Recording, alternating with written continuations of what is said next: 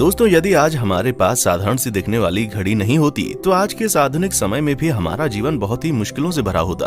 इतना ही नहीं, आज के समय में जो चीजें एक एक सेकंड के हिसाब से चल रही हैं, जैसे रेलगाड़ी का समय, जहाज का समय, ये सब कुछ संभव नहीं हो पाता।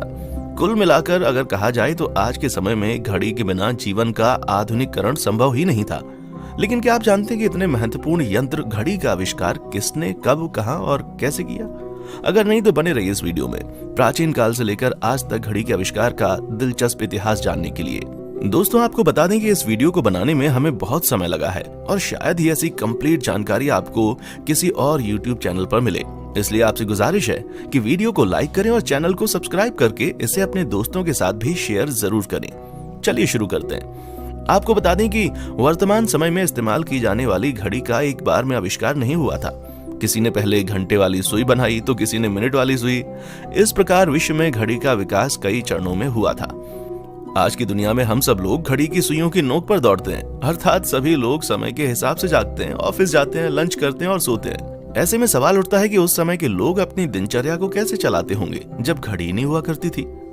आपको बता दें कि इतिहासकारों को इसका ज्ञान नहीं है कि जिस तरह समय के पल पल का हिसाब आज घड़ी रखती है, वो घड़ी के बनने के पहले मापा कैसे जाता था। लेकिन इतना जरूर है कि इंसान को जब से समय को समझने का एहसास हुआ, तब से वे लोग शायद पहली बार घड़ी को सूरज के उगने और डूबने में ज्ञात करते होंगे। और प्रागैतिहासिक काल में कई दशकों तक मनुष्य यूं ही अपना काम करता रहा होगा। इंसान रात और दिन के समय का आभास करता रहा होगा और अनुमान लगाता रहा होगा कि अब दिन के या रात का पहला पहर खत्म हो गया है और दूसरा शुरू होने वाला है। फिर जैसे जैसे इंसानों में बुद्धि का विकास हुआ, समय को मापने की उसकी जिज्ञासा और बढ़ती चली गई, जिसके चलते लोग सूरज की दिशा को देखकर ही समय का अनुमान लगाना शुरू कर देते थे।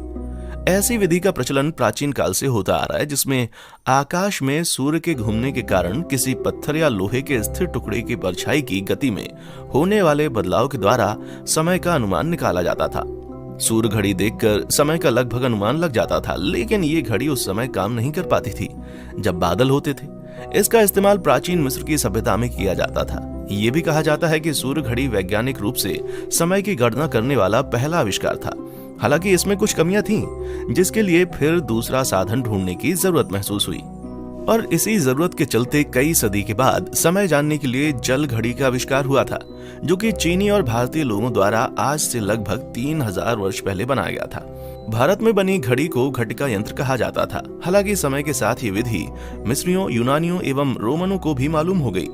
जल घड़ी में 2 पात्रों का प्रयोग होता था। एक पात्र में पानी भर दिया जाता था और उसकी तली में छेद कर दिया जाता था। उसमें से थोड़ा थोड़ा जल नियंत्रित बूंदों के रूप में नीचे रखे हुए दूसरे पात्र में गिरता रहता था।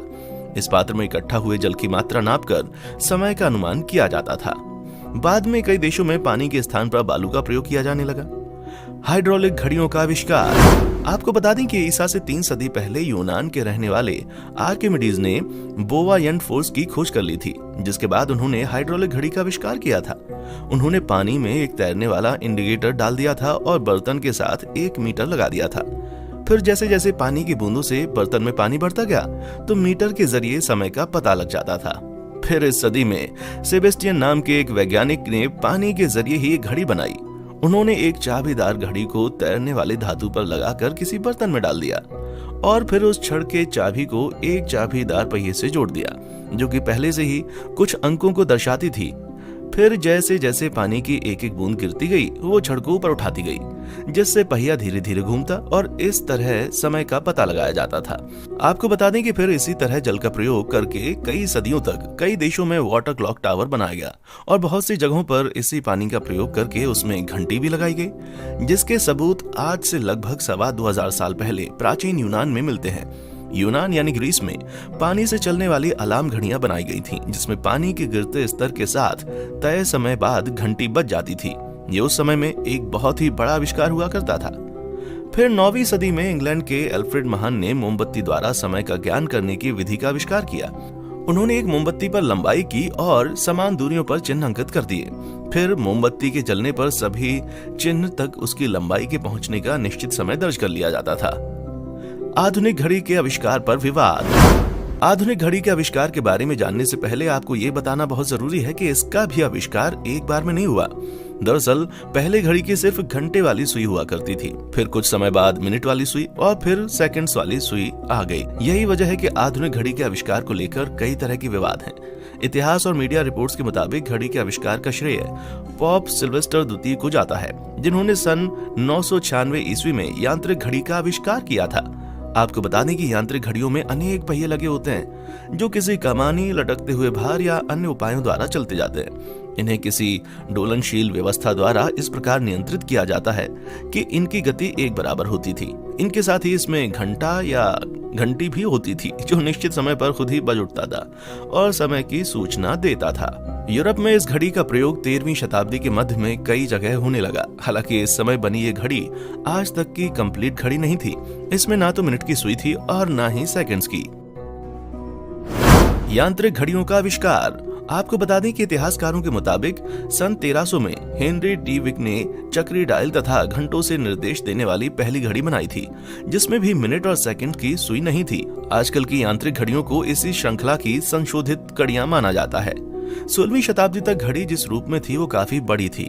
घड़ियां बाजार, महल या किसी सार्वजनिक स्थल पर लगी होती थी, इसलिए घड़ी को एक जगह से दूसरी जगह ले जाना बहुत मुश्किल था। इतिहासकारों के मुताबिक सन 1577 में घड़ी के मिनट वाली सुई का आविष्कार स्विट्जरलैंड के जॉस बर्गी द्वारा उनके एक खगोल शास्त्री मित्र के लिए किया गया था, जिसका प्रयोग घड़ियों में किया जाने लगा।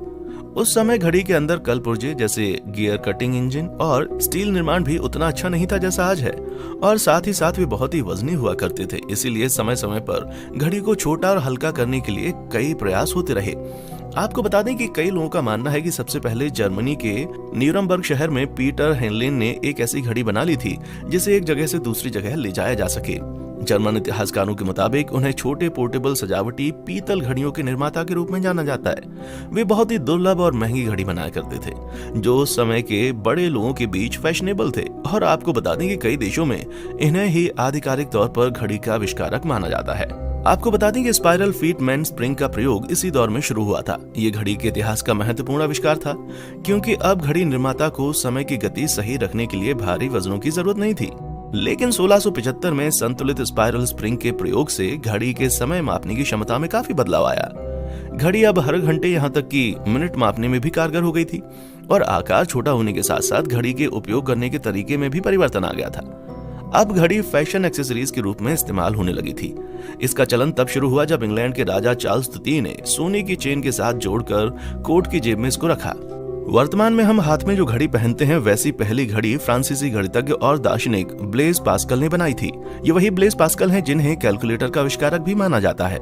लगभग 1650 के आसपास लोग जेब में घड़ी रखकर घूमते थे। ब्लेज पास्कल ने एक रस्सी से इस घड़ी को हथेली में बांध लिया ताकि वो काम करते समय घड़ी देख सकें। आपको बता दें कि समय के साथ कई तरह की घड़ियां बनने लगी, जिसके चलते बहुत से व्यापारी घड़ी की अलग अलग तरह की डिजाइन बनाकर व्यापार में आने लगे। आपको बता दें कि पुराने जमाने में घड़ियां बहुत ही महंगी हुआ करती थी, इसे हर कोई नहीं खरीद सकता था। इसलिए 18वीं सदी में कई राजाओं द्वारा अपने क्षेत्रों में समय देखने के लिए बड़े बड़े क्लॉक टावर बनवाए गए, जिसमें बड़ी बड़ी घड़ियां लगी होती थी, और ये टावर किसी ऐसी जगह पर होते थे जहां से लोगों को समय देखने में आसानी हो। उदाहरण के तौर पर आप लखनऊ और देहरादून के घंटा घर को देख सकते हैं। भारत में समय देखने के लिए पहले से ही कई प्रयास किए गए थे, जिसके चलते 5 जगहों पर जंतर मंतर का निर्माण भी किया गया था, ताकि इनकी मदद से सूरज की दिशा और उससे बनी परछाई के आधार पर समय का पता लगाया जा सके।